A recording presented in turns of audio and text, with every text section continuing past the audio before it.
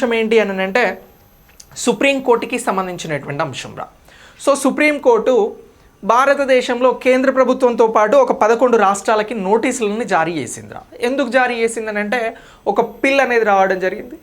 ఈ public interest లిటిగేషన్కి సంబంధించినటువంటి ఈ పిల్ ఎందుకు వచ్చింది, సుప్రీంకోర్టు ఇప్పుడు 11 రాష్ట్రాలకు ఎందుకు నోటీసులు ఇచ్చింది అనేటువంటి అంశాలను ఇప్పుడు మాట్లాడదాం. సో నెక్స్ట్ అంశంగా సుప్రీంకోర్టు అని అంటున్నాం, ఒక పిల్ అని అంటున్నాం రా. సింపుల్గా ఇట్లా రాసిన సుప్రీంకోర్టు పిల్.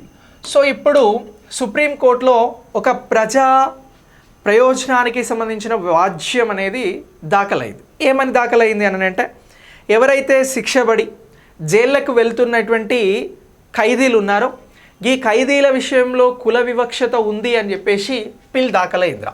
ఏమంటున్నాం, ఖైదీల విషయంలో కుల వివక్ష అనేటువంటి అంశం, కుల వివక్ష. ఓకే, ఇగో ఇది సాధికారితకి సంబంధించి జైలు అని అంటున్నాం కాబట్టి మినిస్ట్రీ ఆఫ్ హోమ్ అఫైర్స్కి సంబంధించి వెరీ వెరీ ఇంపార్టెంట్. ఇక మనం మాట్లాడుతున్నది సుప్రీంకోర్టు ఇచ్చినటువంటి నోటీసులు కాబట్టి సుప్రీంకోర్టు పాయింట్ ఆఫ్ వ్యూలో కూడా వెరీ వెరీ ఇంపార్టెంట్. ఇటీవల కుల వివక్షత విషయంలో ఎన్ని రాష్ట్రాలకి సుప్రీంకోర్టు నోటీసులు జారీ చేసింది అని అడుగుతారు. అలా అడిగితే మీరు చెప్పాల్సింది ఏంటి అని అంటే 11 రాష్ట్రాలకి నోటీసులు జారీ చేసింది. ఎందుకు జారీ చేసింది అనేది ఇప్పుడు మాట్లాడదాం.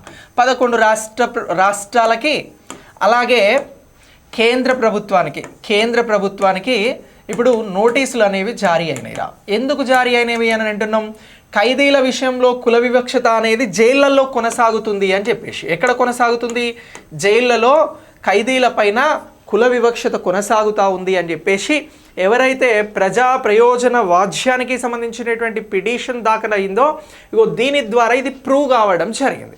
జైల్స్కి సంబంధించి మాన్యువల్స్ ఉంటాయిరా. సో ఇప్పుడు జైళ్ళకి సంబంధించినటువంటి ఈ మాన్యువల్స్కి సంబంధించి ఇగో వీటిలలో ఏం చేస్తూ ఉన్నారు అని అంటే ఖైదీల పట్ల చాలా దుర్మార్గంగా వ్యవహరిస్తున్నారు అనేది సుప్రీంకోర్టు అంటున్నటువంటి మాట.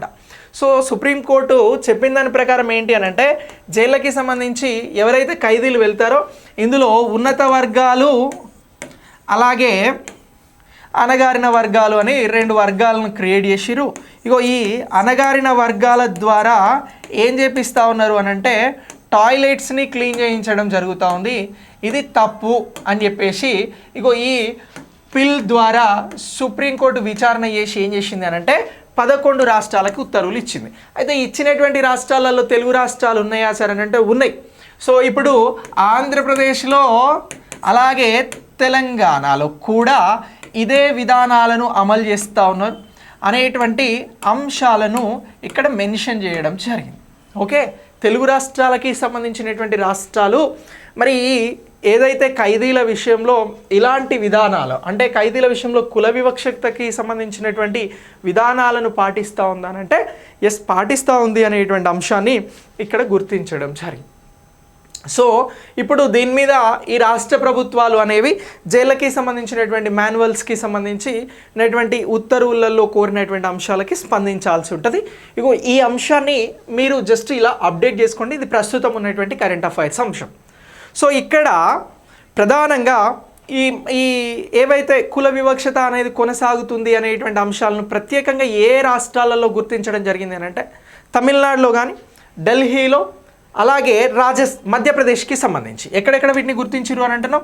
మధ్యప్రదేశ్ రాష్ట్రం, ఢిల్లీ యూనియన్ టెరిటరీ అలాగే తమిళనాడు రాష్ట్రంలో ఈ పిల్లో ప్రజా ప్రయోజన వాజ్యం ద్వారా తెలిసింది ఏంటి అని అంటే అణగారిన వర్గాల వారితో జైళ్ళల్లో ఉన్నటువంటి టాయిలెట్స్ని క్లీన్ చేయిస్తూ ఉన్నారు. ఇది పద్ధతి కాదు అనేటువంటి అంశాన్ని ఇక్కడ గుర్తిస్తూ సుప్రీంకోర్టు ఇప్పుడు రాష్ట్రాలకి నోటీసులు జారీ చేయడం జరిగింది. ఇది ప్రస్తుత అంశం. మరి దీనికి సంబంధించి ఒక కేసు ఉన్నది. అంటే ఈ కేసుకి సంబంధించి ఏమంటాము అంటే సునీల్ బాత్రా వర్సెస్ ఢిల్లీ అడ్మినిస్ట్రేషన్ అనేటువంటి కేసు వచ్చిందిరా. ఎప్పుడు 1978లో. సో ఇప్పుడు మనం 1978కి సంబంధించి ఒక కేసు గురించి మాట్లాడుతున్నాం. ఇదే సునీల్ బాత్రా వర్సెస్ ఢిల్లీ అడ్మినిస్ట్రేషన్ అని అంటున్నాం. ఢిల్లీ అడ్మినిస్ట్రేషన్. సో ఈ అడ్మినిస్ట్రేషన్కి సంబంధించినటువంటి కేసు ఏమైంది అని అంటే, ఈ కేసులో పిటిషనర్కి సంబంధించి ఏం మాట్లాడిరు అని అంటే, ఎవరైనా ఖైదీ కర్మగాలి జైళ్లకు వెళ్తే ఏమవుతుంది అని అంటే తనకున్నటువంటి ప్రాథమిక హక్కులను కోల్పోవాల్సి వస్తుంది అని చెప్పారు. ఏమన్నారు? ప్రాథమిక హక్కులు ఖైదీలుగా మారితే కోల్పోతా ఉన్నారు అని చెప్పేసి చెప్పిన కేసు ఏది అని అంటారు. ప్రాథమిక హక్కులు ఖైదీలుగా మారితే కోల్పోతా ఉన్నారు, ఖైదీలు కోల్పోతా ఉన్నారు అనేటువంటి అంశాన్ని మాట్లాడారు. సో ఖైదీలు కోల్పోతా ఉన్నారు, దీని గురించి చెప్పిన కోల్పోతున్నారు అని చెప్పిన కేసు ఏది అని అంటారు. మీరు ఏం చెప్పాలి? సునీల్ బాత్రా వర్సెస్ ఢిల్లీ అడ్మినిస్ట్రేషన్కి సంబంధించిన కేసు ఉంది. ఈ కేసు 1978లో వచ్చినటువంటి కేసు. ఇగో ఈ కేసులో ప్రాథమిక హక్కులు ఖైదీలు కోల్పోతా ఉన్నారు అనేటువంటి అంశాన్ని ప్రస్తావించడం జరిగింది అని చెప్పేసి చెప్పాలి. అలా చెప్తే దీనికి సంబంధించి మీకు రైట్ ఆన్సర్ అవుతుంది. ఇక నెక్స్ట్ ఈ జైళ్ళకి సంబంధించినటువంటి నియమాలను మాన్యువల్స్ని రాజస్థాన్ 1951లో తయారు చేసుకోవడం జరిగిందిరా. ఏ రాష్ట్రము అని అంటున్నాం? రాజస్థాన్ అనేది జైళ్ళకి సంబంధించినటువంటి మాన్యువల్స్ని తయారు చేసింది అని అంటున్నాం. ఇగో ఈ మాన్యువల్స్ గురించి ప్రత్యేకంగా మాట్లాడాలి. ఎప్పుడు? 1951లో. ఈ మాన్యువల్లో ఏమని రాసిరు అని అంటే, బ్రాహ్మణులు వంటలు చేయాలి జైళ్ళల్లో ఖైదీలుగా వస్తే, ఇక మిగతా కులాల వారు ఏం చేయాలి అని అంటే ఏదైతే ఇప్పుడు మనం మాట్లాడినటువంటి టాయిలెట్స్ కానీ ఇతర అంశాలు ఉన్నాయో ఇగో వీటి పనులు చేయాలి అని చెప్పేసి చెప్పడం జరిగింది. ఇది 1951కి సంబంధించి. సో ఇలా ఈ అంశాలన్నీ కూడా భారతదేశంలో ఖైదీలు ప్రాథమిక హక్కులు కోల్పోతూ ఉన్నారు, జైళ్ళల్లో కుల వివక్షతకి గురవుతున్నారు అనేటువంటి అంశాన్ని ప్రస్తుతం సుప్రీంకోర్టు గుర్తించి ఈ 11 రాష్ట్రాలకి నోటీసులను ఇవ్వడం జరిగింది. అయితే ఈ జైళ్ళకి సంబంధించి ప్రిజనర్స్కి సంబంధించినటువంటి చట్టాలు ఎప్పుడు వచ్చినవి అనేటువంటి అంశాన్ని కూడా మనం మాట్లాడాల్సి ఉంటుంది. ఈ చట్టాలను మార్చాల్సిన అవసరం ఉంది అని కూడా ప్రస్తుతం ఈ బిల్ ద్వారా మనకు అర్థమవుతుంది అనేటువంటి అంశాన్ని గుర్తించాలి.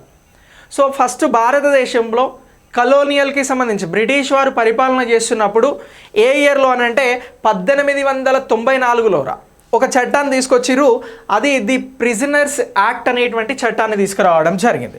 సో ఖైదీలకి సంబంధించి 1894లో ఒక చట్టం వచ్చింది అని అంటున్నాం. అదే ఏమిటి అని అంటే ది ప్రిజనర్స్ యాక్ట్ అని అంటున్నాం. ది ప్రిజనర్స్ యాక్ట్ అనేది ఎప్పుడు వచ్చింది అని అంటే 1894లో మొట్టమొదటిసారి వచ్చింది. ఇక బ్రిటిష్ వాళ్ళ పాలన విధానం ఎలా ఉండే, స్వతంత్ర పోరాటం ఎందుకు జరిగిందో మనందరికీ తెలిసినదే. సో ఇప్పుడు అలాంటి టైంలో వాళ్ళకి అనుకూలంగా తెచ్చుకునేటువంటి చట్టాలే ప్రస్తుతం భారతదేశంలో వాటినే ఫాలో అవుతున్నాయి అనేటువంటి విమర్శ కూడా వస్తూ ఉంది. అయితే ఈ చట్టం తర్వాత మరొక చట్టం కూడా తీసుకొచ్చింది 1900 సంవత్సరంలో. అదేంటి అని అంటే the transfer of prisoners act అనేటువంటిది ఒకటి వచ్చిందిరా. 1900 సంవత్సరంలో ఏదొచ్చింది? The transfer of prisoners act అనేటువంటిది ఒకటి వచ్చింది. ఈ ప్రిజనర్స్ యాక్ట్ అనేటువంటిది కూడా ఇప్పుడున్నటువంటి అంశాలకి రిలేటెడ్గా ఉన్నది అనేటువంటి అంశం గుర్తిస్తూ ఉన్నారు. అయితే ఇటీవల భారత ప్రభుత్వం వెరీ రీసెంట్లీ 2023లో ప్రిజనర్స్కి సంబంధించినటువంటి మాన్యువల్ మార్గదర్శకాలని రూపొందించడం జరిగిందిరా.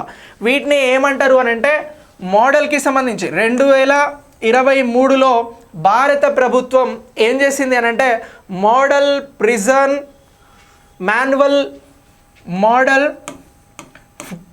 మోడల్ ప్రిజర్డ్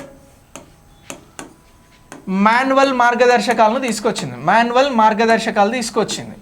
సో ఇగో ఈ అంశాన్ని గుర్తుంచుకోండి, వెరీ వెరీ ఇంపార్టెంట్.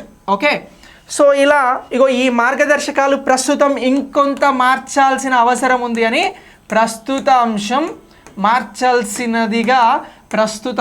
సూచిస్తూ ఉంది. ఎందుకు అని అంటే కుల వివక్షత ఉంది. ఇలాంటివి తీసుకొచ్చిన తర్వాత కూడా ప్రస్తుతం కుల వివక్షత ఉన్నది అనేటువంటి అంశాన్ని ఇక్కడ గుర్తించడం జరుగుతూ ఉంది.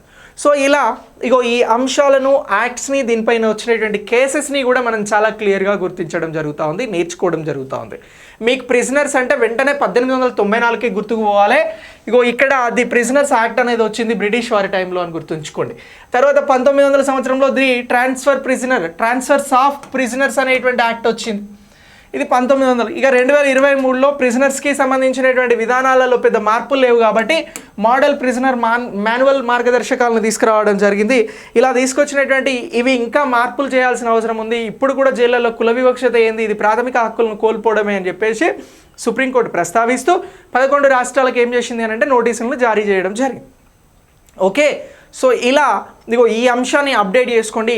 ఇటీవల దీనిపైన ఎన్ని రాష్ట్రాలకి నోటీసులు ఇచ్చింది అని అంటే 11 రాష్ట్రాలకి ఇచ్చింది అని చెప్పేసి చెప్పాల్సి ఉంటుందిరా. కానీ మరి ఈ మార్గదర్శకాలు దేన్ని బేస్ చేసుకొని వచ్చినాయి అని అంటే యాక్ట్ని బేస్ చేసుకొని, అది కూడా 2023 వచ్చింది. సో దాన్ని ఏమంటున్నాము అని అంటే మోడల్ ప్రిజనర్ యాక్ట్ అని అంటున్నాం. సో సేమ్ 2023 మార్గదర్శకాలు, ఫస్ట్ యాక్ట్ వచ్చింది, తర్వాత మార్గదర్శకాలు వచ్చినాయి అనేటువంటి అంశాన్ని గుర్తుంచుకోండి. సో ఇప్పుడు జైళ్ళకి సంబంధించినటువంటి అంశం గురించి మాట్లాడుతున్నాం కాబట్టి మినిస్ట్రీ ఆఫ్ హోమ్ అఫైర్స్ ఏదైతే ఉందో అమిత్ షాకి సంబంధించినటువంటి మంత్రిత్వ శాఖ ఇది. ఇగో ఈ అమిత్ షా గారికి సంబంధించినటువంటి మంత్రిత్వ శాఖ పరిధిలో ఈ అంశం ఉంటుంది అనేటువంటిది మీరు ప్రత్యేకంగా గుర్తించాల్సి ఉంటుంది. ఓకేనా, రైట్. ఇది మనం ఏ పాయింట్ ఆఫ్ వ్యూలో అంటే సోషల్ జస్టిస్కి సంబంధించినటువంటి పాయింట్ ఆఫ్ వ్యూలో మినిస్ట్రీ ఆఫ్ హోమ్ అఫైర్స్ రిలేటెడ్గా గుర్తించాల్సి ఉంటుంది.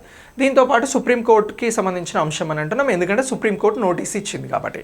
ఓకే, ఇలా ఈ అంశాలని మీరు కరెంట్ అఫైర్స్ కోసం అప్డేట్ చేసుకుంటారు.